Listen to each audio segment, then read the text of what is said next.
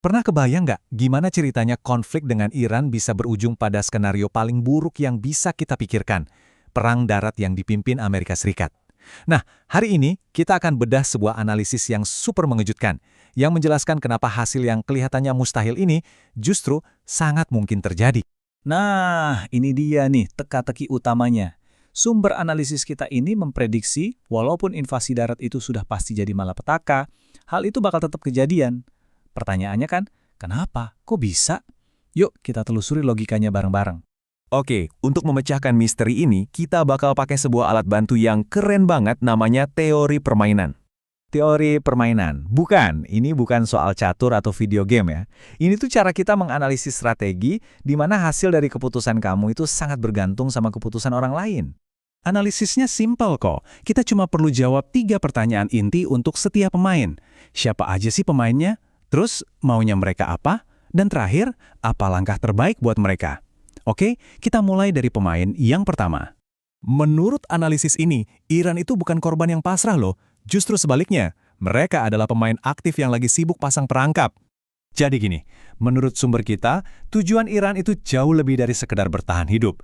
Perang ini malah dilihat sebagai sebuah kesempatan emas. Pertama, untuk menyatukan rakyatnya dan bikin rejimnya kelihatan sah. Kedua, buat ngusir Amerika Serikat dari Timur Tengah. Dan ketiga, untuk jadi pemimpin dunia Muslim yang disegani. Nah, ini pertanyaan pentingnya. Logikanya kan, Amerika Serikat yang lebih kuat, harusnya mereka yang pegang kendali dong. Tapi ternyata analisis ini nunjukin dinamika yang benar-benar kebalikannya.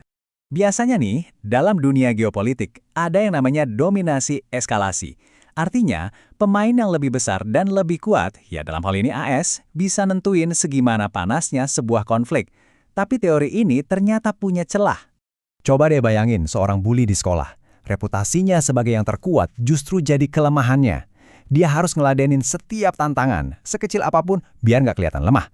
Nah, ini malah ngasih kesempatan buat anak yang lebih kecil untuk ngatur kapan dan di mana mereka berantem. Menurut sumber kita, Iran bisa mancing AS sedikit demi sedikit, maksa AS buat terus naikin tensi, sampai akhirnya satu-satunya pilihan yang tersisa buat AS ya invasi darat.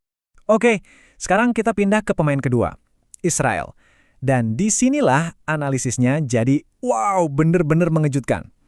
Ini mengungkap sesuatu yang disebut sebagai pertaruhan jangka panjang. Poin kuncinya di sini nih, menurut analisis ini, kepentingan AS dan Israel itu ternyata nggak sejalan. AS maunya menjaga keseimbangan kekuatan di kawasan itu biar pengaruhnya tetap ada. Sebaliknya, Israel diklaim punya tujuan jadi satu-satunya penguasa di sana. Ambisi ini, yang disebut sumber kita sebagai proyek Israel Raya, secara fundamental justru menempatkan Amerika Serikat, bukan Iran loh ya, sebagai penghalang utama tujuan akhir Israel. Ini klaim yang radikal banget sih yang dibuat dalam analisisnya. Jadi, gimana caranya mereka bisa mencapai itu? Strategi yang dijabarin sumber kita ini benar-benar di luar nalar. Perang darat AS di Iran itu dilihat bukan sebagai tujuan akhir, tapi sebagai pemicu. Pemicu yang menurut analisis ini bakal menyebabkan kekacauan di dalam negeri Amerika, penarikan mundur militernya, dan akhirnya ngasih jalan buat Israel untuk mengisi kekosongan kekuasaan. Pemain terakhir, dan sejujurnya yang paling rumit, Amerika. Analisis ini ngelihat Amerika bukan sebagai satu kesatuan, tapi sebagai rumah yang terpecah jadi 2 kubu. Jadi gini, di satu sisi ada kepentingan kekaisaran Amerika, para elit kebijakan luar negeri yang maunya gulingin rezim Iran, tapi secara efisien tanpa perang darat yang makan biaya besar. Nah, di sisi lain ada tujuan pribadi Donald Trump, ngebongkar tatanan global yang menurut dia udah merugikan Amerika. Kutipan ini benar-benar merangkum strategi paradoks yang diungkap di sumber ini. Idenya tuh gila, biarin aja kekaisaran Amerika ini dapat perang yang mereka idam-idamkan, karena justru itulah yang akan menghancurkan mereka dari dalam.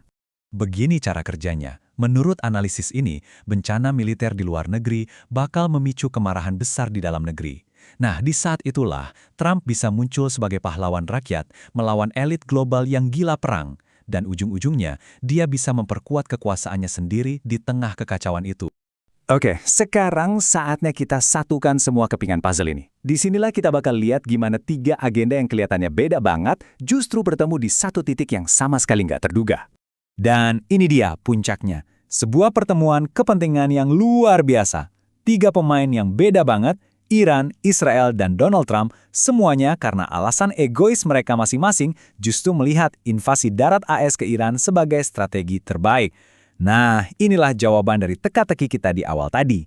Menurut sumber kita, kesimpulannya jadi sangat jelas. Jalan ini, walaupun bakal jadi bencana buat tentara Amerika dan tatanan dunia, secara aneh justru memungkinkan setiap pemain utama buat mencapai apa yang paling mereka inginkan. Eits, tapi tunggu dulu. Analisis logis ini ternyata bukan akhir dari cerita. Sumber kita menutupnya dengan sebuah pertanyaan yang provokatif dan bikin merinding. Gimana kalau semua strategi ini pada akhirnya cuma melayani sebuah skenario yang jauh lebih kuno? Skenario yang lebih ada hubungannya sama nubuat daripada politik. Tapi itu adalah pembahasan untuk lain waktu.